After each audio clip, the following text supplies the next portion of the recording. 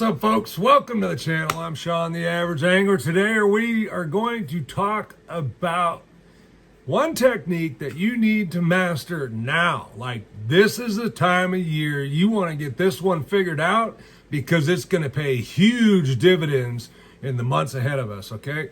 What is that one technique? What do we need to do it? We're going to go over all of it right here in just a minute.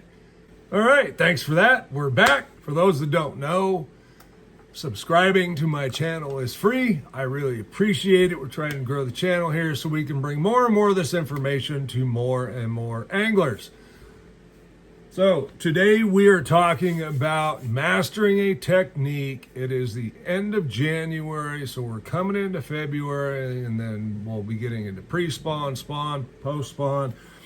There is one technique that I think all of you should learn to master because it is so effective at covering water and putting big fish in the boat and just lots of fish. That is a chatterbait. This is a chunk and wind bait, which means we cast, we retrieve. Okay, we're not letting it sit. We're not doing any of that fancy stuff. Check, cast, and retrieve. Okay, so what do you need to do this technique? That's a really good question, and we're going to try and simplify it here so that you don't have to get a ton of stuff, but you can still be very, very effective. Number one, we need a trailer.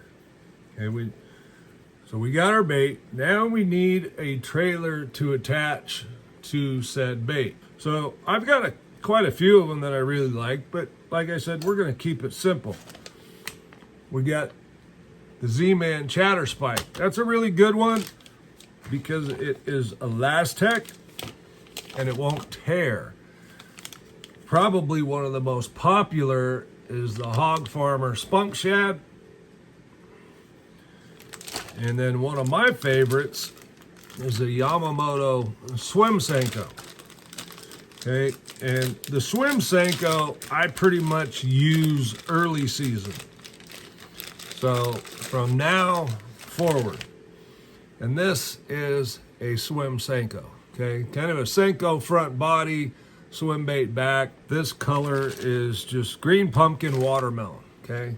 I like the blend back there of the darker and lighter colors, and I've tried using the smaller size Swim Senko. It doesn't swim the same way.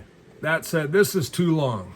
So I'm gonna match it up here and kind of go where I want. This little divot here, I want that after the bend. So I'm gonna hold that up to my bait there, mark it. We're gonna cut it, okay?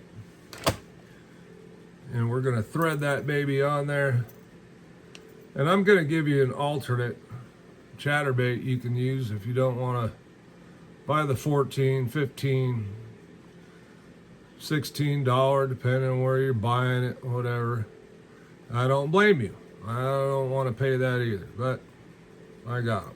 All right, there is my chatterbait. Now, what I like about the Swim Senko is it has a real wide kick, and if this I'm using in the early spring, late winter, and it gets a really wide kick, okay? I love the Swim Senko. It's not real popular, so the fish don't see a lot of it. If you just want something simple, go with the good old Spunk Shad. This is the 4.5 inch. They also make a 3.5 inch you could get.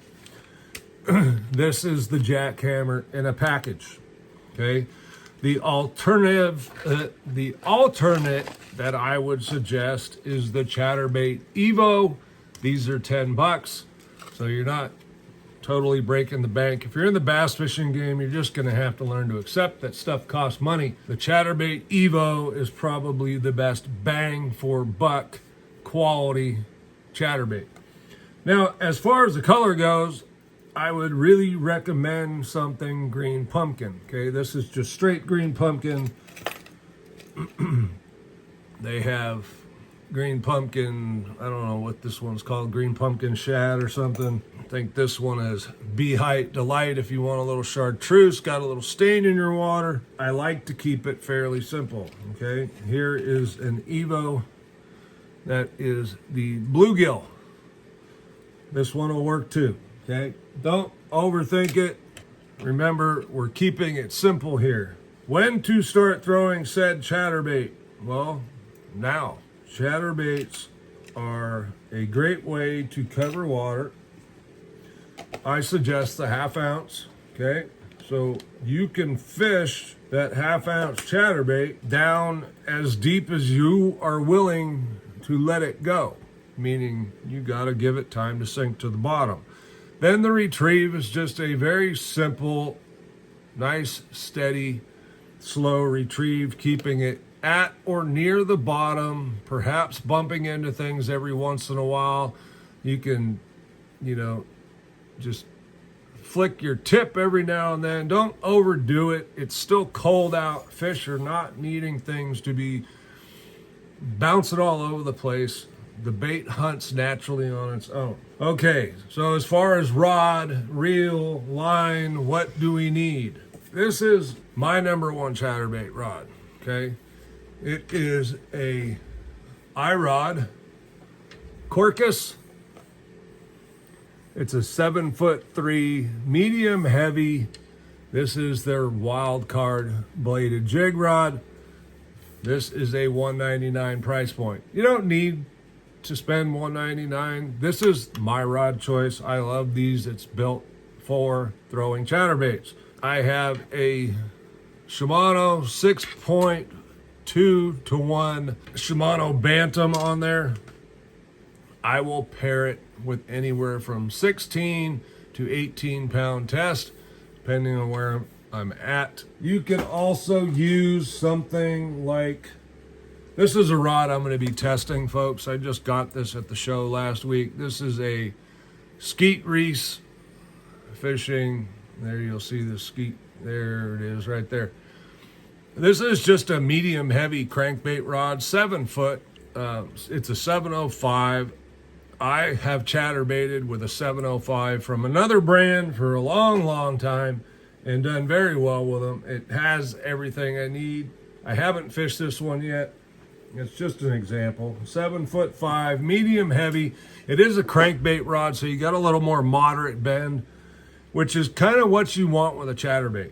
You want them to be able to suck this bait in and have your rod have an easy enough load that they get a good bite on it. Once they bite, I like to reel into them and then set side sweep, okay? That's how I like to set on my chatterbaits. Part of the reason I say you need to master this is the chatterbait bite will carry on through a vast majority of the year.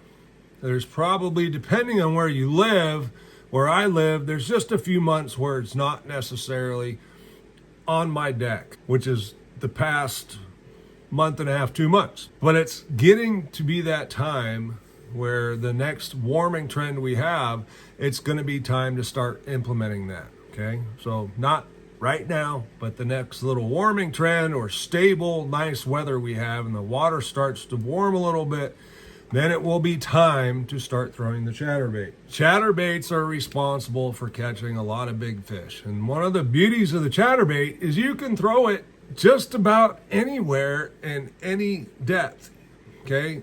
I like the 1/2 ounce. I don't mix in too many 3/8 or anything like that.